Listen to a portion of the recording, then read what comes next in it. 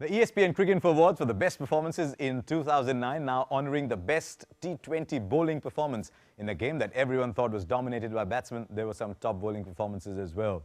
Now, in that short list of three, we had two Umar Gul performances and one by Ajanta Mendis, where he knocked over Australia's top order and effectively produced a match-winning performance. But I think eventually it came down to Umar Gul, and the performance that got it was 5 for 6 against New Zealand, 72 for 4.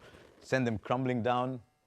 Again, I think there was, I had to spend some time on deciding whether Ajanta Mendis's performance was better, purely because, I like watching Ajanta Mendis. I think he's got some skills, and I was hoping that he would, make a real impact on a team that was playing against him for the first time, and three great scalps. And the way he got them was through deception, which is always great to see with spinners, when they deceive batsmen. It's a nice sight. I think a bit like what you said about Tendulkar. When you produce an innings that's monumental like that, 175, a 5 for 6 in an international is almost the bowling equivalent of that, isn't it? Yeah, well, it does. It jumps off the page at you, 5 for 6. You read those figures. And it was the way he did it as well.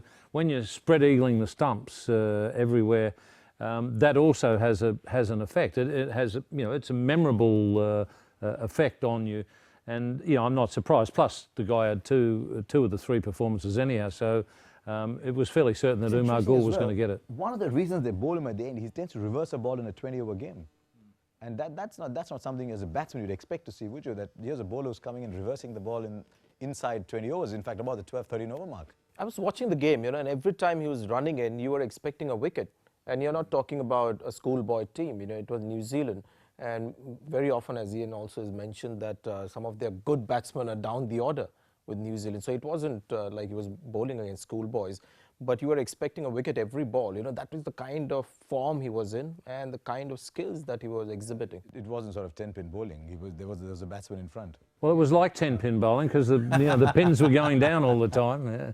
So you're happy with it overall? Oh yeah, no. I think some tremendous performances all round, and I don't think you could really quibble with too many of the choices. What it also tells you is that teams like Pakistan, for example, that are struggling in Test match cricket, the shorter the format, they start getting a lot of their players into the top draw performances. Who knows? 10-15 years later from now, we could be talking about a Chinese player.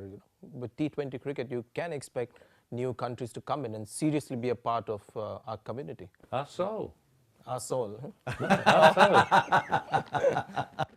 On that note, and I think we'll stay there because we finally got our winner, and to no one's surprise, it was in fact Umar Gul. So the winner of the best T20 bowling performances, as judged by the ESPN Cricinfo judges, Umar Gul's 5 for 6 against New Zealand.